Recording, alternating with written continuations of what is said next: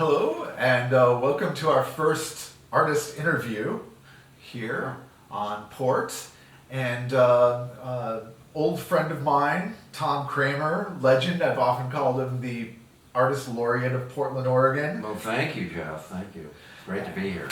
And except it's your house. Well, I'm glad we did it here. It's fun. Yeah, well, I think it's the right thing. I think it shows you and what you do and a vibe. There's something about what an artist, where they dwell, tells you something about them. Yeah, I know what you mean. Is it archaeology, maybe, or anthropology at least? Yeah, there's sort of I think houses, as we all know, sort of have their own personalities, and then to some extent you sort of bounce off the space you're working in, and it kind of to some extent affects what your work will be like.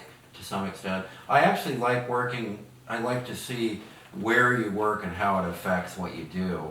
And there are different. I don't have a studio. I have many different places where I work. Sometimes I put my stuff, in my car and just drive to some country place and set it up in the country. And it's fun to work outside in sort of an anonymous place and see how that affects your work.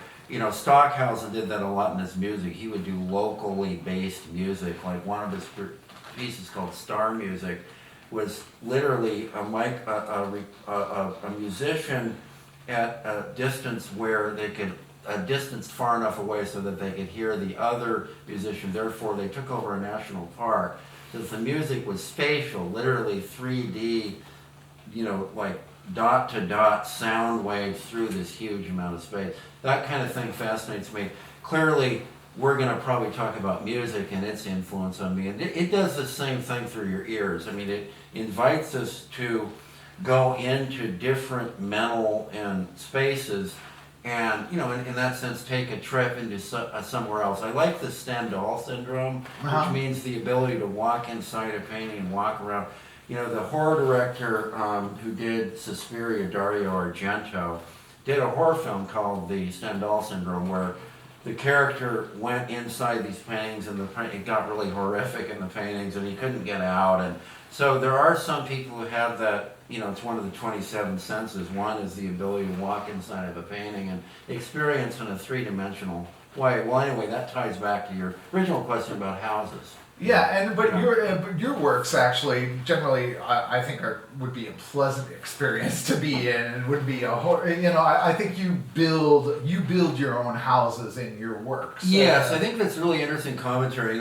Obviously we're living in a really perplexing and disturbing time. I mean, there's many other adjectives we could use, to describe what's going on now, but in fact, when you're in something like in the world now, you don't really know what's going on until afterwards. I've always known that Munch's comment that I don't paint what I see, I paint what I saw. So everything's in, backwards focus, even, Because our minds are literally assembling it all. Because what we're actually seeing are little bits, and our brains are filling in the rest of the picture. Yeah, absolutely. Because your eyes only focus on a small area.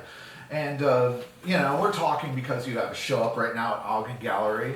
And I noticed that most of you're known for your incredible wooden reliefs. Right. Also, you've paintings, you've had wood burnings. Right. Gouache works. Yeah, that's right. You came to the show last year where it was all pen and ink and watercolor and gouache, right? So that's another thing I talked about at the talk I gave at the gallery about 2 weeks ago. I decided to talk a lot about how when you switch through different mediums, how that in and of itself changes the content like automatically. It's fascinating to me how you'll have an idea, any idea, and how that idea will automatically change depending on how you manifest it.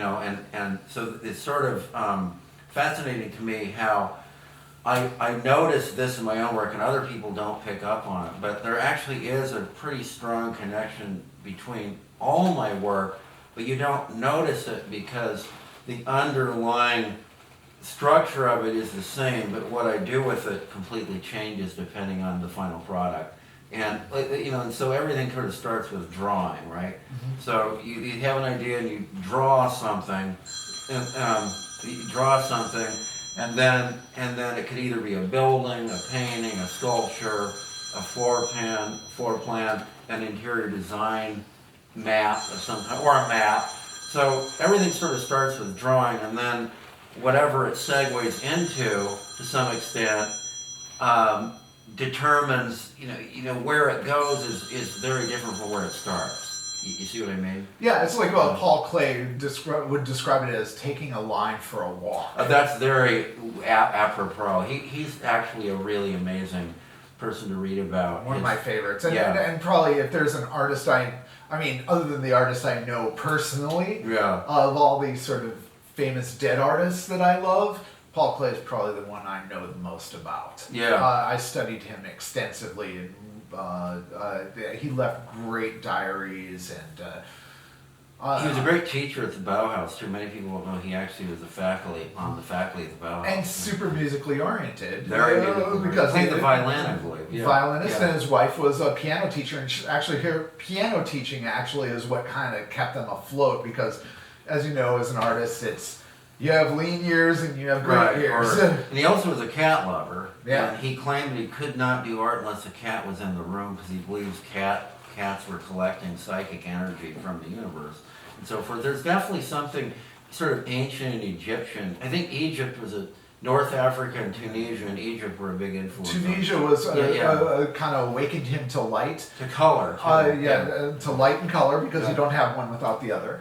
And also, the thing about Egyptian things is like he was interested in mystery and the uncanny, and if you like those things, you like cats usually. Right. And also, speaking of mediums, he literally invented hundreds of different, very strange. Yeah. It's like oil on beeswax on rice paper. I mean, you name it, he did it. He constantly experimented with different materials.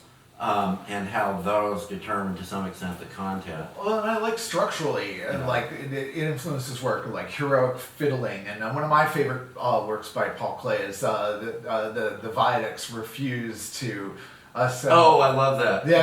March of the Revolution of the Viaducts. Revolution of the Viaducts. He was amazing how, and it's sort of a sort of buried commentary appropriate to now on fascism and totalitarianism and authoritarianism. There is a very buried or subconscious.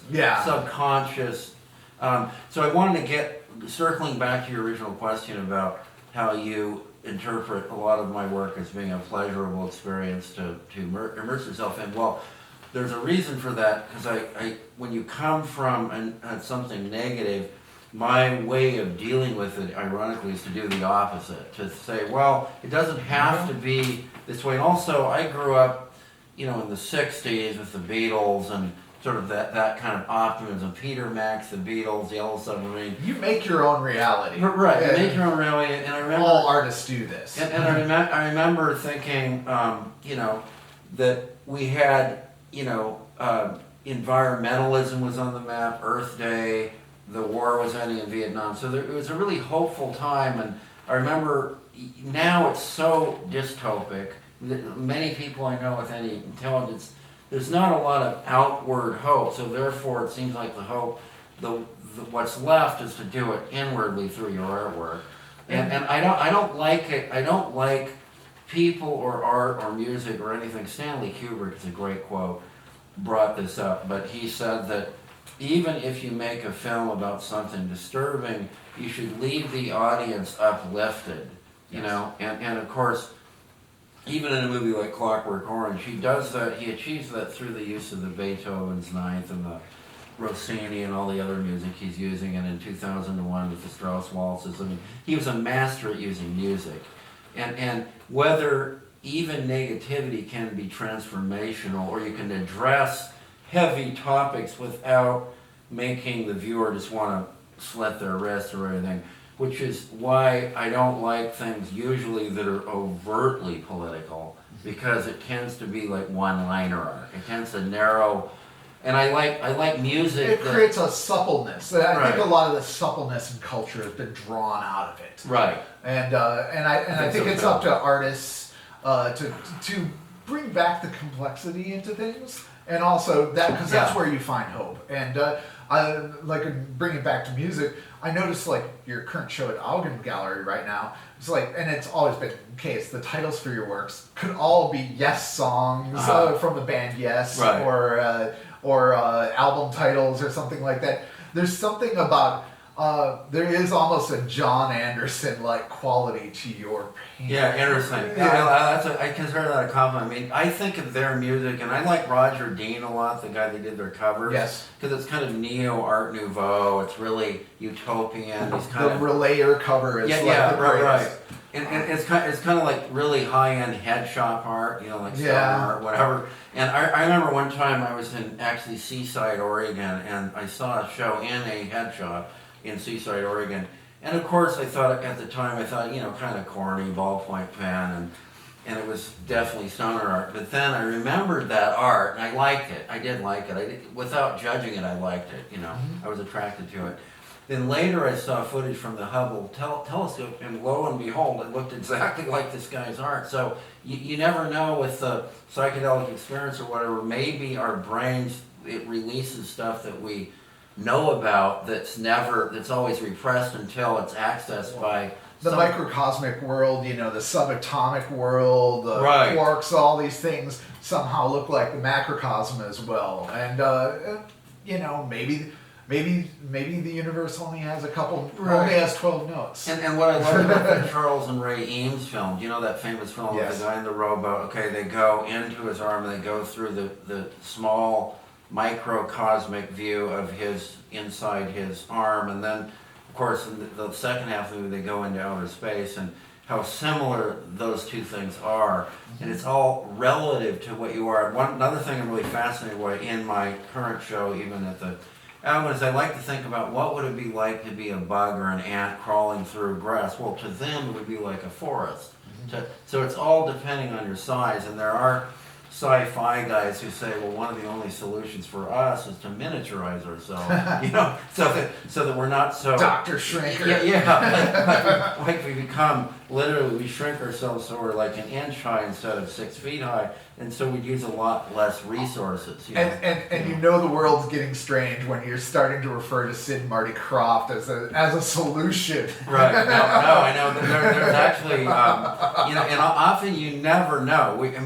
Usually science fiction or good science fiction eventually becomes factual. I mean, all the stuff going on now, there are people that predicted this in the 30s, 40s, 50s, you know, artificial intelligence, whatever, you know, you name it. There's this stuff that, you know, in the dystopian stuff going on now, I think of J.G. Ballard, who said something very interesting. They interviewed him late in life, and they said, well, so is the end of the world a police state?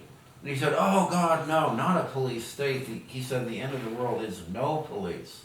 So I thought about that, just chaos. Just chaos, no order, nothing. Well, no respect. No respect. No respect. That's the irony. Respect is the most important currency I think we have. Because you don't understand. No respect, you're right. You don't understand somebody else really. You barely understand your own self. That's an Artie Lang thing. So he said, this is another quote by Artie Lang, he said that you don't ever know anybody else. All you know is your experience of somebody else. And I wish more people understood that. Because you don't really know anybody. You know your experience, you know.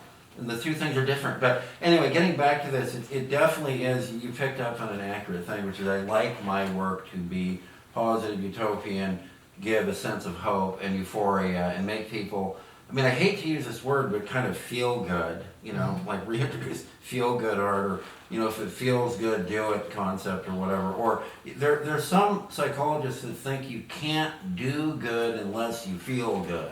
And William Burroughs talked a lot about how bad people are evil in the world and all that happens by people who don't like themselves, who don't feel good about what they're doing. I mean, yeah, they're commenting on themselves. I've found that when people are truly negative, there's a positive type of criticism, which I think we have lost a lot of. Yeah, right. But the people who just dismiss are usually making some sort of commentary on their own lack of insight into the world. Right. One of my favorite aspects of that idea is that many people don't know this, but many people assume, Albert Einstein was an atheist. Well, he was not an atheist. He actually was an agnostic, and he was trying and he spent the last part of his life trying to come up with the unifying field theory, which he believed that there was some kind of unifying something that there was an intelligence in the universe, so to speak, and that probably, obviously, there are other planets somewhere else, way out there, that likely, the likelihood that it's not, he said, is incredibly small. So probably there are other intelligent things going on out in the universe. And why would you suppose that you're the most special thing in the universe? It's sort of like, if there's so much going on for so long. That brings up another topic I'm really fascinated with. Thank you for bringing all these. It's so You are fun. the easiest interview. Really? so it's really fun. I really interviewed one of my favorite quotes and concept of all time. And they interviewed this musician, and they asked him, "Well, what's it like to play live or whatever?" And he said, "I don't know." And they were perplexed by the answer, and he said, "I don't know because I never heard us anywhere." So it goes back to your concept that when you're you and you're doing your thing well, you are connected to something larger than yourself. If you're only you, how dull, how boring, nobody cares about that. What people connect with is when you're, through your art or whatever you do, you're connected to something universal. And Jung talked a lot about the universal mind. And that Jim Morrison's one of his great Doors lyrics is, "I am doing time in the universal mind." Instead of doing time in present, I'm doing time in the universe. It's a great line. So he read a lot of Blake, and Blake is a big influence on me, and also a huge influence on the Beat generation and the hippie generation. Well, and transcendentalism and everything else. Right. It's sort of, and that's what I actually like about your show. Yeah. Your show seemed to be just sort of perfectly timed for right now. Well, it's very uplifting. Some of my favorite pieces you've ever done are in it. Thank you. Wasn't that one piece White Noise in the show? Yeah. The version last one? That was amazing. Yeah, that was your favorite piece, and that one you correctly identified. That was one of the only ones that was not symmetrical. Yeah. And that was the last piece I did before. Literally, I brought it down like 2 days before the opening. I don't think there's even a photo on the gallery. No, there's not, because it's and also it's not. It's on wood. Did it sell already? I don't know. Probably not. Not that I know about. Okay. Well, yeah, I wouldn't know because it's on the guy. I'll ask Bob. Okay. It was influenced by Japanese art. It's Uh-huh. interesting. Before I did that, I had taken a trip to the Japanese garden here, which everyone knows is absolutely stellar. Amazing. It's insane. So, and also I went to Japan a year ago and saw a lot of their art. I'm telling everybody out there in the world, it was uncanny to me. What I did not know until I went to Japan. I saw 300 and 400-year-old scripts on rice paper with calligraphy. They looked like Franz Klein or Jackson Pollock. They're literally indistinguishable from abstract expressionism to our Western eyes. Obviously, it was calligraphy and it said something, but to me, I saw it like a Martian.